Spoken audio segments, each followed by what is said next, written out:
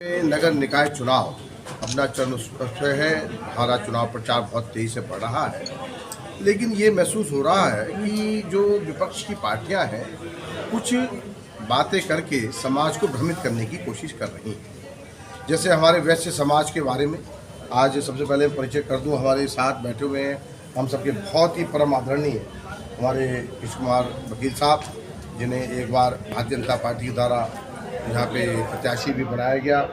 हमारे ईश्वर गुप्ता जी, जो कि भारतीय जनता पार्टी के वास्तव में बहुत बड़े स्तंभ के रूप में रहे और हमारे मंडल के काशी मंडल के दो बार नगर अध्यक्ष रहे।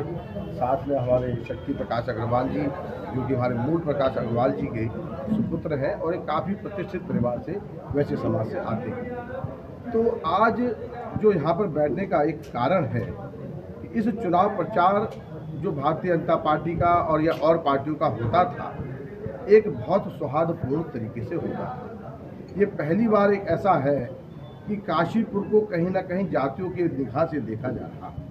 तो इसमें ये महसूस हुआ कि वैश्य समाज को कहीं ना कहीं ये दिखाया जा रहा है कि वैश्य समाज किसी पार्टी विशेष के साथ लग गया है। तो अब ये कांग्रेस के द्वारा जो भ्रमित प्रचार है, इसके बारे में एक स्पष्टीकरण देना बहुत आवश्यक था। एक लगातार जो प्रयास किया गया कांग्रेस प्रत्याशी के द्वारा कि भारतीय जनता पार्टी के अलावा जो वैश्य समाज है वो आज कांग्रेस प्रत्याशी के साथ है। तो मैं एक बात कहना चाहता हूँ कि वैश्य समाज एक हमेशा राष्ट्रभक्त समाज सेवी समाज है और आज के ज़माने में जो भारतीय जनता पार्टी है उसके अलावा कोई दूसरी पार्टी राष्ट्रभक्त नहीं है। आज धारा 370 हटाने की बात हो, राम मंदिर बनाने की बात हो या देश समाज को दंगा फ्री करने की बात हो, ये भारतीय जनता पार्टी है जिसने पूरे देश में, हमारे क्षेत्र में, हमारे प्रदेश में एक शांति का वातावरण दिया है। तो ये वैश्य समाज हमेशा ऐसी ही पार्टी के साथ रहना चाहता है जो समाज के बारे में चिंता करती है। रही कांग्रेस की बात, यदि हम केंद्र स्तर पर देखें तो ये अपने में प्रत्याशी जो हमारे कांग्रेस के प्रत्याशी हैं उनसे भी पूछना चाहता हूँ वो अपने विचार बताएं कि धारा 370 के बारे में। उनके जो केंद्रीय अधिकारी हैं, उनके अध्यक्ष हैं, वो कहते हैं एक बार हम सत्ता में आ जाएं तो धारा 370 को वापस लेके आने वाले हैं। उनका क्या स्पष्टीकरण है?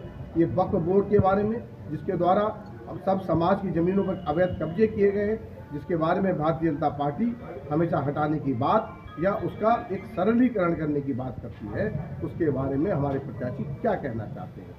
ऐसे ही आज जो कांग्रेस के प्रत्याशी रहे, उनके जो अध्यक्ष हैं वो आज तक राम मंदिर में दर्शन करने नहीं गए।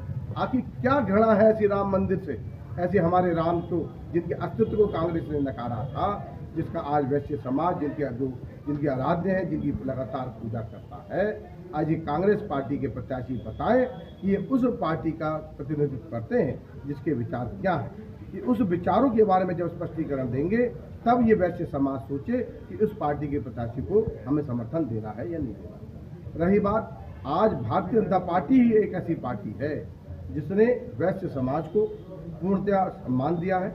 हमारे आज प्रेमचंद अग्रवाल जी हमारे प्रदेश में कैबिनेट मंत्री हैं, केंद्र में स्पीकर हमारे ओम बिरला जी हैं। लगातार अगर वैश्य समाज को सम्मान देने का काम किया है तो भारतीय जनता पार्टी ने किया है। और एक कांग्रेस की पार्टी है, हमारे बहुत से वैश्य समाज के लोग शुरुआत में कांग्रेस पार्टी से जुड़े रहे, लेकिन कांग्रेस पार्टी के द्वारा कभी सम्मान नहीं दिया गया। और लेकिन ये हमारी जो भारतीय जनता पार्टी है, एक ऐसी पार्टी है जो सब धर्म समभाव, सब जाति समभाव, सब लोगों को लेकर साथ चलती है।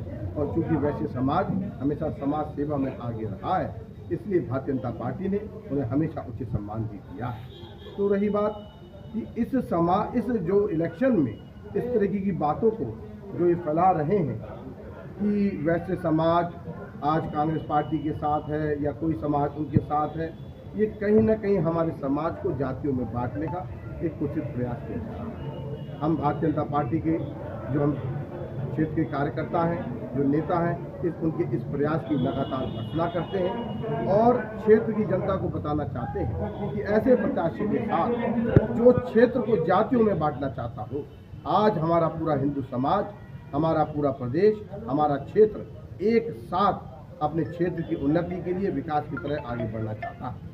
तो हम उस प्रत्याशी के साथ हैं जो विकास की सोच रखता हो। आज पुष्कर धामी जी के नेतृत्व में यूसीसी आने की बात चल रही है, अर्थात सबको समान अधिकार देने की बात चल रही है। हमारे जो कांग्रेस के प्रत्याशी हैं वो इनके बारे में कुछ नहीं बोलते, सिर्फ अनर्गल बात कर समाज को भ्रमित करने का जो प्रयास कर रहे हैं, हम उसकी भी बहुत लगातार भर्त्सना करते हैं। और भारतीय जनता पार्टी जो लगातार वैश्य समाज हो या कोई भी समाज हो, जो व्यापारी समाज हो, उसको एक सुरक्षा प्रदान करती है और उनके लगातार उन्नति में लगी हुई है। तो हम सब लोग जो वैश्य समाज के लोग हैं और पूरे क्षेत्र की जनता आज भारतीय जनता पार्टी के साथ है। और मैंने महसूस करा है लगातार 20 साल से भारतीय जनता पार्टी ने जो हमें यहाँ पे सांसद और विधायक दिए हैं, वैश्य समाज लगातार उनके साथ लगा हुआ है और उन्होंने उन्हें आगे बढ़ाया है।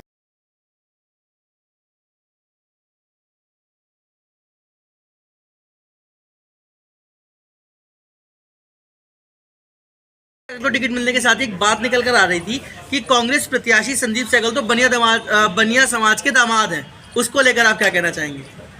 देखिए, बनिया समाज के दामाद होना, देखिए मैंने क्या कहा, ये काशीपुर जो है जातियों का बात नहीं करता। हम लोगों में इंटरकास्ट मैरिज होना, इस बात को इस तरीके से कहना कि आज पंजाबी समाज की बहुत सारी बालिकाएं हमारे वैश्य समाज में हैं और वैश्य समाज की बहुत सारी बालिकाएं और समाज में हैं, तो इसमें अपने आप को पूरे समाज का दामाद कह देना, यह भी एक छोटी मानसिकता को दिखाता है। और पारिवारिक रिश्तों को चुनाव में लाना, मैं इस बात को बिल्कुल अच्छा नहीं मानता हूँ। हमें बात करनी चाहिए चुनाव में आदमी के सोच पर, हमें बात करनी चाहिए पार्टी की सोच पर, कौन सी पार्टी क्या चीज़ को प्रतिनिधित्व करती है, ना कि इस तरीके की ओछी बातें करने का बात उधर वाला मेरा ऊपर माइक लगा लो, माइक। नरेंद्र मोदी जी वो भी वैश्य समाज से ही आते हैं, जो हमारे गृह मंत्री अमित शाह जी हैं वो भी वैश्य समाज से आते हैं। जब हमें भाजपा ने राज्यसभा के लिए उम्मीदवार बनवाया तो पहले अनिल गोयल जी को 2 बार टिकट दिया गया, ठीक है वो नहीं जीते, और इस बार जो माननीय नरेश बंसल जी हैं वो भी वैश्य समाज से आते हैं। और राजीव अग्रवाल जी 2 बार यहाँ के विधायक रहे, वो भी भाजपा ने ही उन्हें प्रत्याशी बनाया, जबकि कांग्रेस ने ना कभी लाल बत्ती भी बांटी जब तिवारी जी के जमाने में या किसी में, तब भी किसी भी उम्मीदवार को वैश्य समाज से कांग्रेस ने टिकट नहीं दिया।